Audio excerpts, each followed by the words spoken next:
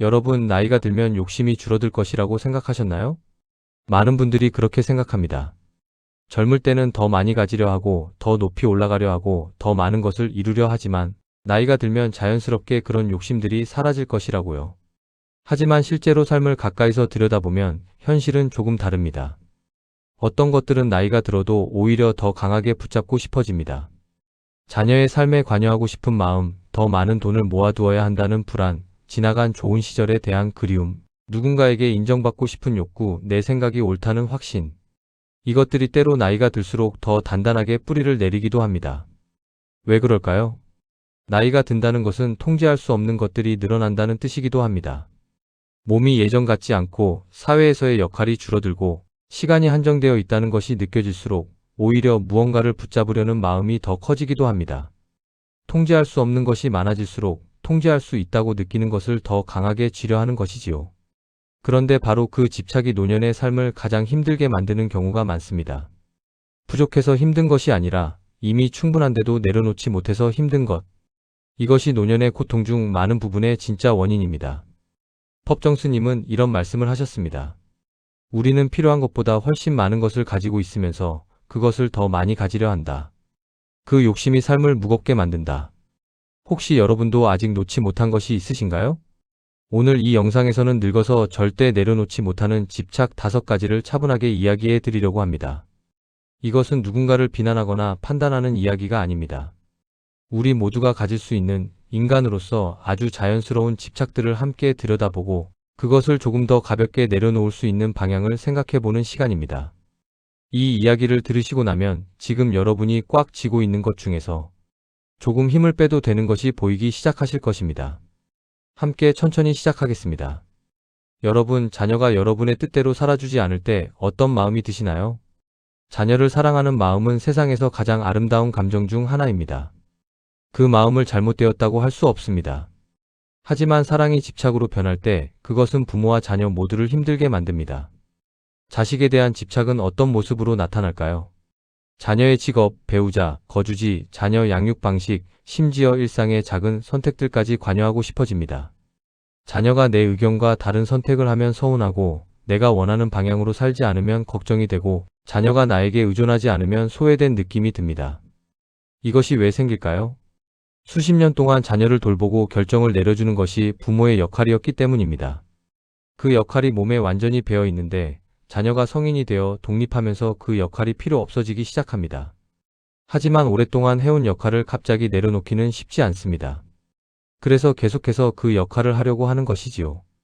또한 자녀를 통해 자신의 삶을 완성하려는 욕구도 있습니다. 내가 이루지 못한 것을 자녀가 이루어주기를 바라거나 자녀의 성공이 곧 내 성공처럼 느껴지거나 이런 마음이 자녀에 대한 기대와 집착을 강하게 만듭니다. 실제로 이런 상황이 어떻게 펼쳐지는지 생각해 볼까요? 70대 어머니가 계십니다. 40대 자녀가 자신의 방식으로 아이를 키우는데 그 방식이 어머니가 생각하는 방식과 다릅니다. 어머니는 자꾸 개입하고 싶고 조언하고 싶고 자신의 방식이 더 좋다고 설득하고 싶습니다. 처음에는 자녀도 들으려 하지만 반복되면서 점점 부담스러워집니다. 연락이 줄어들고 방문이 뜸해지고 어머니는 더 소외감을 느끼게 됩니다. 그 소외감이 다시 더 강한 집착으로 이어지는 악순환이 생깁니다. 이 집착이 자녀에게는 어떤 영향을 미칠까요? 자녀도 힘듭니다. 부모를 사랑하지만 부모의 기대에 부응하지 못한다는 죄책감과 자신의 삶을 인정받지 못한다는 서운함이 동시에 자라납니다. 결국 부모와의 관계에서 감정적으로 거리를 두게 되고 이것이 부모가 가장 원하지 않는 결과를 만들어냅니다. 어떻게 내려놓을 수 있을까요? 자녀에 대한 사랑과 자녀에 대한 집착을 구분하는 연습이 필요합니다. 진정한 사랑은 상대방이 자신의 방식으로 살아가도록 존중하는 것입니다. 자녀가 내 방식과 다른 선택을 해도 그 아이의 선택이구나, 그 아이의 삶이구나라고 받아들이는 것. 그리고 자녀를 통해 채우려 했던 자신의 필요를 다른 방식으로 채워보세요. 자신만의 관심사, 자신만의 취미, 자신만의 관계. 내 삶이 충만해질수록 자녀에게 의존하려는 마음도 자연스럽게 줄어듭니다. 자녀를 믿고 놓아주는 것, 그것이 가장 깊은 사랑의 표현입니다. 여러분, 지금 가진 것으로 충분하다고 느끼시나요? 이 질문에 선뜻 예라고 대답하기 어려우신 분들이 많을 것입니다. 아무리 모아도 불안이 사라지지 않고 충분히 있는 것 같으면서도 더 모아야 할 것 같은 느낌. 이것이 돈에 대한 집착의 모습입니다. 노년기에 돈에 대한 집착이 강해지는 데는 나름의 이유가 있습니다. 나이가 들면서 미래가 불확실하게 느껴집니다. 언제 아플지 모르고 치료비가 얼마나 들지 모르고 얼마나 더 살게 될지도 모릅니다. 이 불확실성이 돈에 대한 불안을 만들어내고 그 불안이 아무리 모아도 채워지지 않는 돈에 대한 집착으로 이어집니다. 하지만 실제로는 어떨까요? 돈이 많다고 그 불안이 사라지지 않습니다. 많이 가질수록 잃을 것이 더 많아지고 그에 따른 불안도 함께 커지는 경우가 많습니다. 돈의 절대적인 양이 불안을 해소해주지 않는다는 것을 경험으로 아시는 분들도 많을 것입니다. 현실에서 이런 경우를 볼 수 있습니다. 경제적으로 충분히 여유가 있으신 분인데도 병원비가 아까워서 꼭 필요한 치료를 미루시거나 먹고 싶은 것이 있어도 아낀다고 참으시거나 자녀나 손자녀에게 작은 것 하나 해주는 것도 지나치게 계산하시는 분들이 계십니다. 돈 자체는 충분한데 그 돈이 있어도 삶을 즐기지 못하는 것이지요. 돈을 위해 살아가는 것인지 삶을 위해 돈이 있는 것인지가 뒤바뀐 것입니다. 또한 돈에 대한 집착이 관계에 미치는 영향도 있습니다. 돈을 둘러싼 가족 간의 갈등, 재산에 집착하다가 만들어진 상속 분쟁, 금전적인 것으로 자녀와의 관계가 복잡해지는 경우, 이런 것들이 노년기에 정말 소중한 인간관계를 무너뜨리기도 합니다. 쇼펜하우어는 이런 말을 했습니다. 부는 바닷물과 같다. 마시면 마실수록 더 갈증이 난다. 돈에 대한 집착이 해소될 것이라고 생각하면서 더 모으지만 실제로는 가질수록 더 갖고 싶어지는 것이 돈의 속성입니다. 어떻게 내려놓을 수 있을까요? 먼저 지금 내가 가진 것으로 기본적인 생활이 가능한지 현실적으로 점검해 보세요. 막연한 불안에 휩쓸리는 것이 아니라 실제로 내 상황을 명확하게 파악하는 것입니다. 그리고 그것이 충분하다면 남은 것을 어떻게 의미 있게 쓸 수 있을지를 생각해 보세요. 돈은 쌓아두기 위한 것이 아니라 쓰기 위한 것입니다. 지금 먹고 싶은 것을 먹고 보고 싶은 사람을 만나고 하고 싶은 것을 하는데 쓰세요. 그것이 돈의 진짜 역할입니다. 충분함을 아는 것이 진정한 풍요입니다. 여러분, 요즘 얼마나 자주 옛날에는 이라는 말로 이야기를 시작하시나요? 과거에 대한 집착은 두 가지 형태로 나타납니다. 하나는 좋았던 과거에 대한 그리움이고 다른 하나는 힘들었던 과거의 상처에 대한 집착입니다. 이 두 가지 모두 현재의 삶을 무겁게 만듭니다. 먼저 좋았던 과거에 대한 집착을 이야기해 볼까요? 예전에는 내가 이런 위치에 있었는데, 젊었을 때는 이렇게 할 수 있었는데, 그때가 정말 좋았는데. 이런 생각들이 반복될 때 지금 이 순간의 삶은 그 과거에 비해 항상 부족하고 초라하게 느껴집니다. 과거의 영광과 지금을 비교하면 지금은 언제나 질 수밖에 없습니다. 또한 과거에 내려놓지 못한 상처들이 있습니다. 수십 년 전에 받은 억울함, 어릴 때 가족에게서 받은 상처, 직장에서 당한 부당한 대우, 친했던 사람에게 배신당한 경험. 이것들이 오랜 시간이 지났는데도 여전히 마음속에서 살아있어서 그 감정이 지금도 삶에 영향을 미칩니다. 왜 과거에 집착하는 걸까요? 과거는 이미 일어난 일이기 때문에 확실합니다. 불확실한 현재나 미래보다 확실한 과거가 오히려 더 안전하게 느껴지는 것이지요. 또한 과거의 상처에 집착하는 것은 그 일이 잘못된 것이었음을 계속 확인하는 행위이기도 합니다. 내가 억울했다는 것, 내가 피해자였다는 것을 스스로에게 계속 증명하는 것이지요.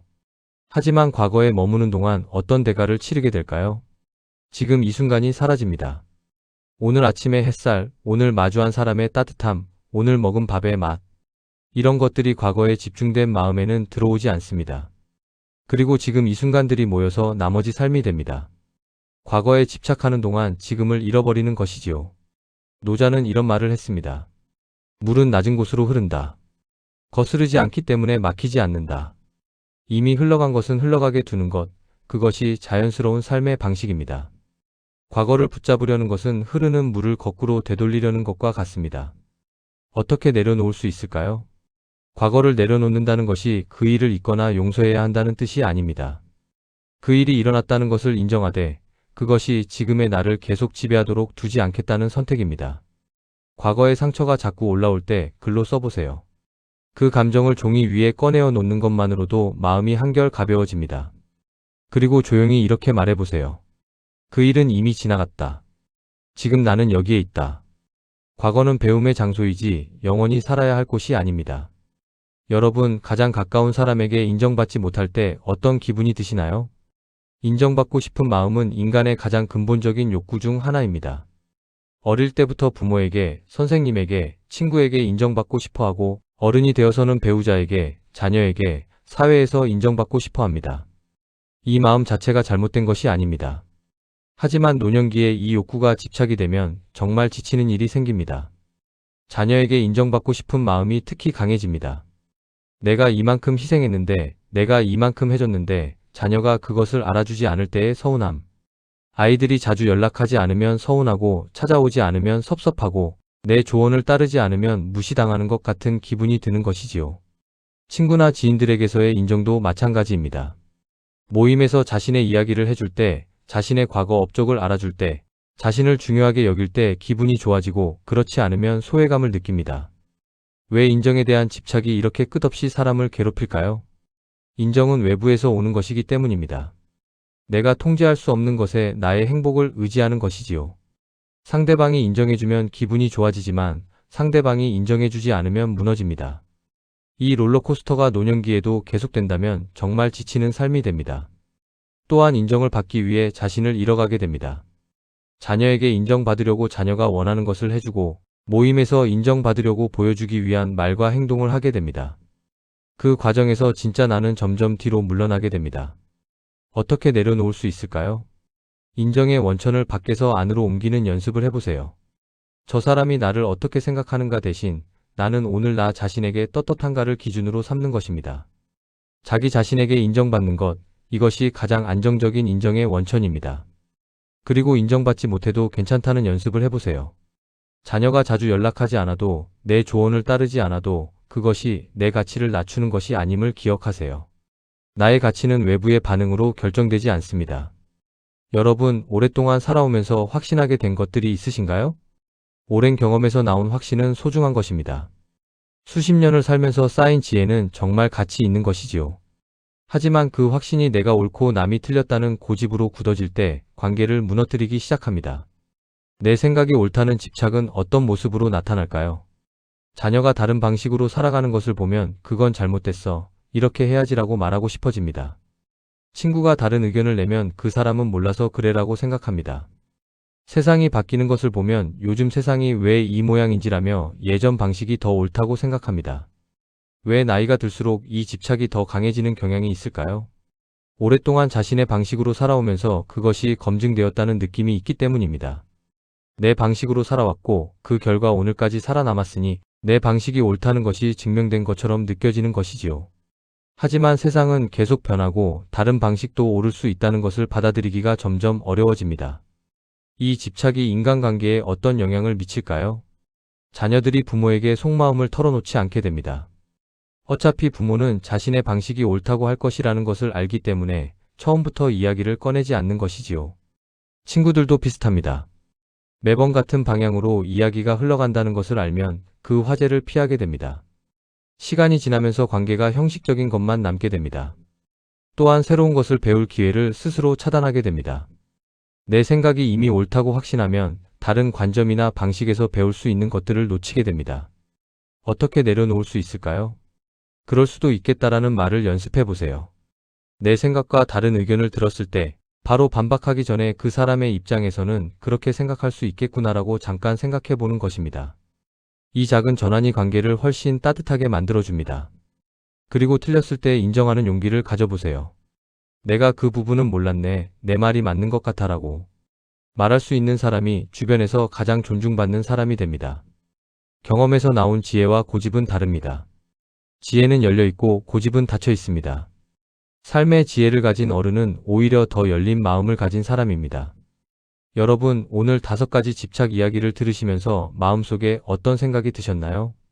자식에 대한 집착, 돈에 대한 집착, 과거에 대한 집착, 인정받고 싶은 집착, 내 생각이 옳다는 집착. 이 중에서 이건 나에게도 해당되는 것 같은데라는 생각이 드신 것이 있으셨나요? 있으셨다면 그 알아챔 자체가 이미 내려놓음의 첫걸음입니다. 오늘 드리고 싶은 가장 핵심적인 이야기를 한마디로 정리하면 이것입니다. 인생 후반은 더 채우는 시간이 아니라 비우는 시간입니다. 젊을 때는 더 많이 배우고, 더 많이 이루고, 더 많이 가져야 했습니다. 그것이 전반전의 방식이었습니다. 하지만 후반전은 다릅니다. 이제는 무엇을 더 가질 것인가 보다 무엇을 내려놓을 것인가가 삶의 질을 결정합니다. 집착이 사라질수록 마음은 편안해집니다. 자녀에 대한 집착을 내려놓을 때 자녀와의 관계가 오히려 더 따뜻해집니다. 돈에 대한 집착을 내려놓을 때 지금 있는 것으로 더 충분한 삶을 누리게 됩니다. 과거에 대한 집착을 내려놓을 때 지금 이 순간이 더 선명하게 느껴집니다. 인정에 대한 집착을 내려놓을 때 자신에 대한 진정한 평화를 찾게 됩니다.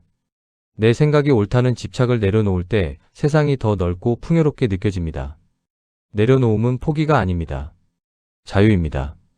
많은 분들이 집착을 내려놓는 것이 지는 것처럼 포기하는 것처럼 느껴진다고 하십니다. 하지만 진짜 반대입니다. 내려놓는 것이야말로 가장 용기 있는 선택이고 가장 지혜로운 태도입니다. 놓아버려야 비로소 손이 자유로워지고 그 자유로운 손으로 지금 이 순간 진짜 소중한 것들을 잡을 수 있게 됩니다. 누구나 지금부터 조금씩 가벼워질 수 있습니다. 오늘 한꺼번에 모든 집착을 내려놓으실 필요는 없습니다. 그것은 너무 어려운 일이고 억지로 되는 일도 아닙니다. 오늘은 딱 하나만 해보세요. 오늘 자녀에게 전화를 해서 이렇게 말해보세요. 그냥 내 목소리가 듣고 싶어서. 아무것도 바라지 않고 아무것도 기대하지 않고. 또는 오늘 하루 남이 나를 어떻게 생각하는지 신경 쓰지 않기로 해보세요. 단 하루만이라도. 아니면 오랫동안 마음속에 품어온 과거의 기억 하나를 오늘 노트에 써보고 나서 덮어두는 연습을 해보세요. 이 작은 것들이 쌓이면 어느 순간 마음이 달라져 있을 것입니다. 마지막으로 이 말씀을 드리겠습니다. 손에 꽉 쥔 것은 결국 나를 아프게 합니다. 너무 꽉 쥐면 손이 저리고 너무 오래 붙잡으면 팔이 지칩니다. 관계도, 돈도, 과거도, 인정도, 고집도 마찬가지입니다. 너무 꽉 쥐고 있으면 결국 그것이 나를 아프게 합니다. 놓아야 들어오는 것들이 있습니다.